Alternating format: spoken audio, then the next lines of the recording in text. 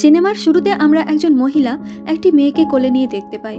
মেয়েটি তীব্র শ্বাসকষ্ট হচ্ছে এবং তারা হাসপাতালের দিকে যাচ্ছে। কিছুক্ষণ পরে তারা হাসপাতালে পৌঁছায় এবং মেয়েটিকে ভিতরে নিয়ে যাওয়ার সময় পুরুষটি মহিলাটিকে একটিও কথা না বলে তার মুখ বন্ধ রাখার জন্য সতর্ক করে। তারা হাসপাতালের ভেতরে প্রবেশ করে এবং সাহায্য চায়। নার্সরা দ্রুত মেয়েটিকে চিকিৎসার জন্য নিয়ে যায় আর মহিলাটি করুণভাবে জানলা দিয়ে তাকিয়ে থাকে। এরপর আমাদের 20 বছর আগের অতীতে নিয়ে যাওয়া হয় এবং আমরা একটি পরিবারকে একটি টেবিলে খেতে দেখি।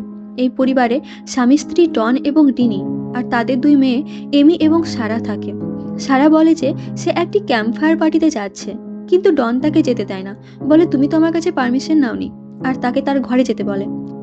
সারা রাতের বেলা ঘর থেকে চুপি চুপি বেরিয়ে যায় আর তার ফ্রেন্ড ক্রিস বাইক নিয়ে তাকে নিতে আসে। তারপর তারা পার্টিতে যায় আর পার্টি এনজয় করে একে অপরের সাথে কিছু সময় কাটায়।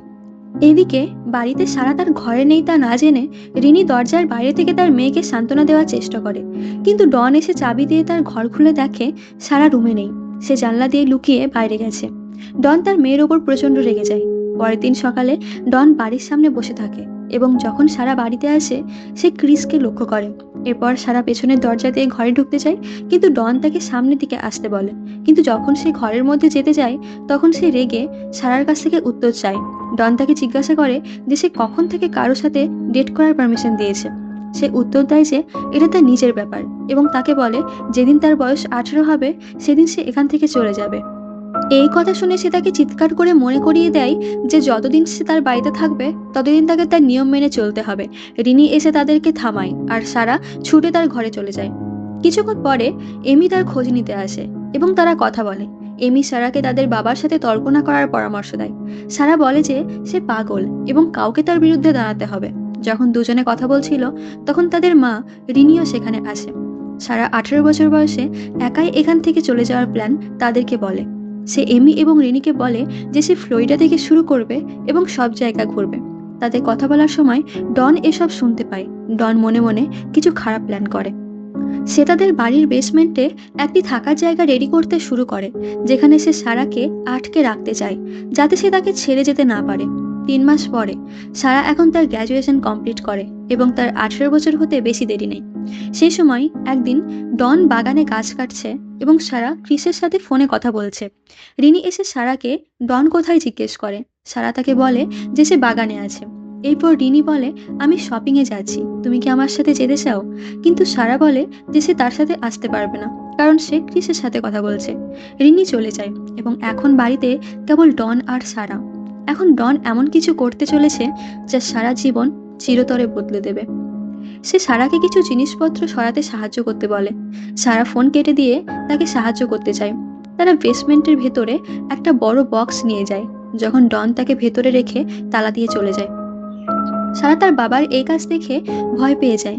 সে কিপ্যাড দিয়ে দরজা খোলার চেষ্টা করে, কিন্তু যখন সে ফুল কোড ফ্রেশ করে তখন ওই রুমের আলো বন্ধ হয়ে যায় আর জায়গাটি পুরো অন্ধকার হয়ে যায়। তখন সে বক্সটা খোলে যাতে তার নিজেরই ব্যবহারের জিনিসপত্র রাখা আছে, সাথে তার জন্য একটি টর্চ লাইটও রয়েছে। সে সাহায্যের জন্য ভেন্টে চিৎকার করে, কিন্তু দুর্ভাগ্যবশত ডন তা শুনতে পায় এবং ভেন্টটি ঢেকে দিয়ে চলে যায়।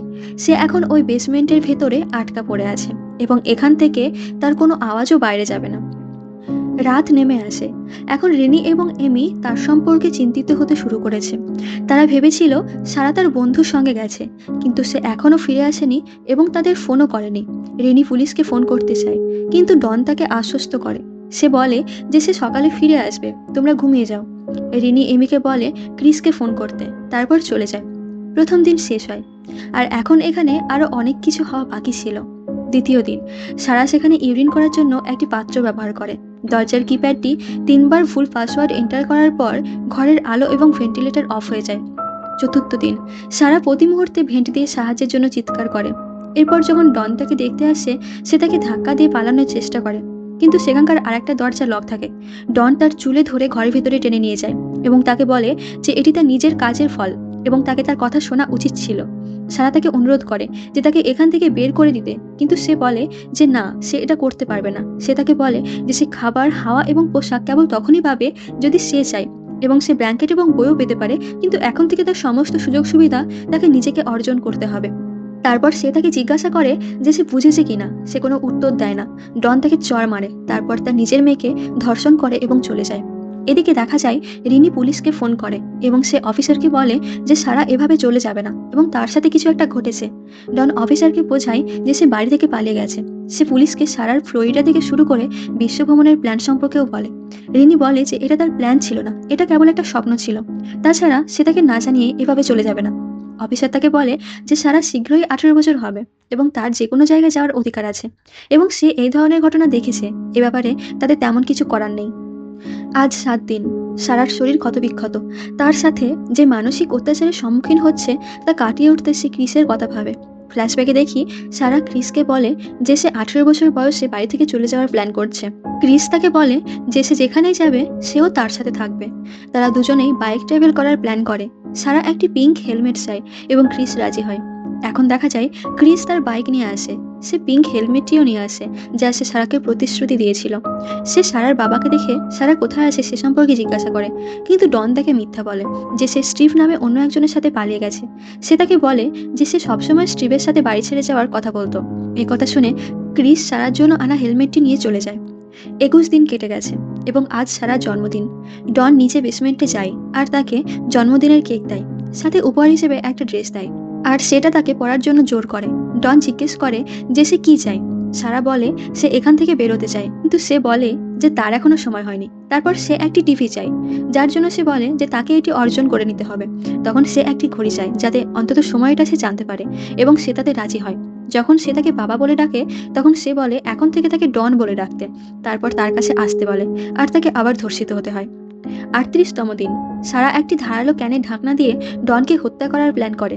সে কাঠের সাথে ক্যানের ঢাকনা দিয়ে একটি অস্ত্র তৈরি করে এবং তার নেমে আসার জন্য অপেক্ষা করে। যখন সে নিচে নেমে আসে তখন সে একই লাল রঙের ড্রেসটি পরে থাকে। যখন সে কাছে আসে তখন সে তাকে আক্রমণ করে, কিন্তু সে সহজেই এটি এড়িয়ে যায় এবং তাকে মারধর করে এবং আবার তাকে ধর্ষণ করে। এভাবে 354 দিন হয়ে যায়। এখন সারা তার বাবার কারণে প্রেগন্যান্ট। সে শিশু জন্মের জন্য প্রস্তুতি নিতে একটি নার্সিং বই ব্যবহার করে। তারপর সেদিন তার লেবার পেন শুরু হয় এবং কোনো চিকিৎসা সহায়তা বা সঠিক চিকিৎসা ব্যবস্থা ছাড়াই তার সন্তান প্রসব করে। সে একটি মেয়ের জন্ম দেয়। সে শিশুর নাম দেয় মেরি। 4 বছর পর সারা আবার প্রেগন্যান্ট হয় আর একই সাথে তার মেয়েকে বড় করে। ডন তাদের সাথে দেখা করতে আসে। সে তাদের কিছু প্রয়োজনীয় জিনিসপত্রও দিয়েছে, যেমন একটি টেবিল, আলমারি, বেড ইত্যাদি। সারা শান্ত হয়ে ডনের সাথে কথা বলে, এমনকি তাকে চাও দেয়। ডন বলে যে তার প্রমোশন হয়েছে এবং বলে যে তার একটি নতুন অফিস হবে। মেরি তাকে বাবা বলে এবং তার আঁকা একটি ছবি দেখায়। সারা তাকে বলে যে শীঘ্রই তারা এখানে 3 জন থাকবে এবং তাকে জিজ্ঞাসা করে যে সে কি তাদের ছেড়ে দিতে পারে। আর এ কথা শুনে ডন রেগে উপরে চলে যায়। এভাবে একই ছাদের নিচে ডন দুটো আলাদা সংসার চালায়। রাতে খাবার সময় রিনি ডনের সাথে ঝামেলা করে। সে বলে সে একজন প্রাইভেট ইনভেস্টিগেটর নিয়োগ করতে চায়, কারণ ডন সারাকে খুঁজে বের করার জন্য কোনো চেষ্টা করেনি। ডন তাকে বলে যে তারা ইতিমধ্যেই ফ্লোরিডায় তাকে খুঁজতে $5000 বেশি খরচ করেছে এবং সে তার জন্য আর কোনো টাকা খরচ করবে না। সে তাকে এমির ওপর মনোযোগ দিতে বলে। এভাবে সে চিৎকার করে কিছু প্লেট ভেঙে চলে যায়। পরে সে সারা এবং মেরিকে খ্রিস্টমাসের উপহার হিসেবে একটি টিভি দেয়। সারা খুশি হয় কারণ অবশেষে সে একটি টিভি পেয়েছে। 7 বছর। সারা মাইকেল নামে একটি ছেলের জন্ম দিয়েছে এবং তারা সবাই বেসমেন্টে বাস করছে। মেরি অসুস্থ, তার শ্বাস নিতে সমস্যা হচ্ছে। ডন কিছু ওষুধ দেয়, কিন্তু সারা বলে যে এগুলো বাচ্চাদের জন্য নয় এবং সে জানে না তার ডোজ কি হবে। সে বলে যে মেরির একজন ডাক্তারের প্রয়োজন, কিন্তু ডন চলে যায়। পরের দিন ক্রিস এমির সাথে দেখা করে। সে বলে যে সে এখনও সারাকে খুঁজছে এবং ডনের কাছ থেকে সারা স্টিভের সাথে পালিয়ে যাওয়ার বিষয়ে যা শুনেছে তা এমির সাথে শেয়ার করে। এমি বলে তার বাবা তার মায়ের সাথে দুর্ব্যবহার করে এবং সে মনে করে যে তার বাবা হয়তো তার বোনের সাথে কিছু করেছে। সেই দিন রাতে সে ডনের মুখোমুখি হয় এবং তাকে সারার সাথে কিছু করার জন্য দোষী ভাবে। রিনি এখনও একটি প্রাইভেট ইনভেস্টিগেটরের কাছে যেতে চায়, যে ডন শুনে বিরক্ত হয়। তাদের মধ্যে ঝামেলা হয় এবং ডন তার বেসমেন্টে চাবি ফেলে চলে যায়। এমি সেটা তুলে নেয় এবং বেসমেন্টের চারপাশে ঘুরে দেখে। ঠিক তখন এমি ডনের হাতে ধরা পড়ে। এদিকে বেসমেন্টে সারা তার বাচ্চাদের সাথে খেলা করে। এভাবে সময় চলে যায় এবং সারা তার তৃতীয় সন্তান একটি ছেলের জন্ম দেয়। সে তার নাম রাখে থমাস।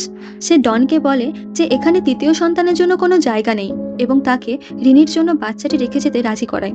ডন রাজি হয় এবং পরের দিন সে সারার কাছ থেকে একটি চিঠি নিয়ে শিশুটিকে দরজায় দাঁড় করিয়ে দেয়। রিনি শিশুটিকে এবং ওই চিঠি দেখে কান্নায় ভেঙে পড়ে। সে শিশুটিকে নিয়ে ভেতরে চলে যায়, কিন্তু সেখানে সারার রেখে যাওয়া আর একটা চিঠি ছিল, যাতে সে তাকে পুলিশে ফোন করতে বলে, কারণ সে বেসমেন্টে আটকা পড়েছে, যেটা দুর্ভাগ্যবশত ডন দেখে নেয়। সে বেসমেন্টে যায় আর সারার ওপর চিঠিটি রেগে ছুঁড়ে দিয়ে চলে যায়। মেরি এবং মাইকেল বড় হয়েছে। সারা এখন প্রেগনেন্ট, আর ডনের এখন মেরির ওপর চোখ পড়ে। সারা তাকে ছেড়ে দিতে অনুরোধ করে, বলে যে সে অনেক ছোট। সারা জীবন বেসমেন্টে আটকে থাকার কারণে বাচ্চাদের বিভিন্ন সমস্যা হয়। তারা বুঝতে পারে না যে তারা আসলে কতটা ভয়াবহ পরিস্থিতির মধ্যে রয়েছে। এভাবে 17 বছর কেটে গেছে। বাইরে বৃষ্টি হচ্ছে। রিনি থমাসের সাথে সময় কাটাচ্ছে। কিছুক্ষণ পরে তারা সিলিংয়ে একটি লিক দেখতে পায় এবং চামচ দিয়ে ওই ছাদ করতে শুরু করে। তারা সারা রাত এভাবে কাটায়, আর যখন গর্ত করতে সক্ষম হয়, সে সাহায্যের জন্য সংকেত দিতে টর্চের আলো জ্বালায়। এক প্রতিবেশী আলোটি লক্ষ্য করে। সে তাদের বাড়ি এসে ডনকে জানায়। ডন বলে যে এখানে সবকিছু ঠিক আছে এবং প্রতিবেশীকে ফিরিয়ে দেয়। তারপর সে নিচে যায় এবং তার প্রেগনেন্ট মেয়েকে নির্মমভাবে মারধর করে, যার ফলে তার মিসক্যারেজ হয়। তাদের 18 বছরের বন্দি অবস্থায় একদিন ডন সারাকে তার অন্য ছেলে থমাসের কথা জানায়, যে তাদের ঠিক উপরে থাকে। সে তাকে বলে যে থমাস দিন দিন বড় এবং শক্তিশালী হয়ে উঠছে এবং পরের বছর থেকে বেসবলের পাশাপাশি সে ফুটবলও খেলতে চায়। মাইকেল বলে যে সেও বেসবল খেলতে চায়। ডন বলে যে এটি সব তাদের মা কেমন আচরণ করে তার ওপর নির্ভর করে। এরপর মেরি এবং মাইকেলও সারার বিরুদ্ধে কথা বলে। সারা এসব আর নিতে পারে না, আর মেঝেতে পড়ে পড়ে কাঁদতে থাকে। সে ক্রিসের কথা মনে করতে থাকে। এখন বাচ্চারা তাদের ভুল বুঝতে পেরে ক্ষমা চায়। সারা তার বাচ্চাদের ডন সম্পর্কে সব সত্য বলে, যে রিনি তার মা এবং ডনের স্ত্রী, এবং ডন আসলে তার বাবা। মেরি অ্যাস্তমা রোগী এবং বেসমেন্টে সীমিত বাতাস সরবরাহের কারণে শ্বাস নিতে সমস্যা হয়। 19 বছরের বন্দি অবস্থা। ডন বেসমেন্টে আসে এবং খাবারের রেশন নিয়ে সারার সাথে তর্ক করে। মাইকেল রেগে যায় এবং ডনকে মারধর করার চেষ্টা করে, কিন্তু এতে সে আরও রেগে যায়। সে মাইকেলকে বলে যে থমাস তার চেয়ে ছোট, কিন্তু সে তার চেয়ে অনেক বেশি শক্তিশালী। বাড়ির উপরে ডন তার স্ত্রীর সাথে ক্রমাগত ঝগড়া করে। তাকে চাকরি থেকে বরখাস্ত করা হয়েছে এবং তার বাড়ি বাজেয়াপ্ত করা হয়েছে। সে সারা এবং বাচ্চাদের যত্ন নিয়ে ক্লান্ত এবং ঘুমন্ত অবস্থায় তাদের হত্যা করার চেষ্টা করে। সে তার গাড়ি চালিয়ে বেসমেন্টের এয়ারভেন্টে পাইপ দিয়ে কার্বন মনোক্সাইড ঢেলে দেয়। থমাস গ্যারেজে ডনকে দেখতে পেয়ে ভাবে তার দাদু কি করছে।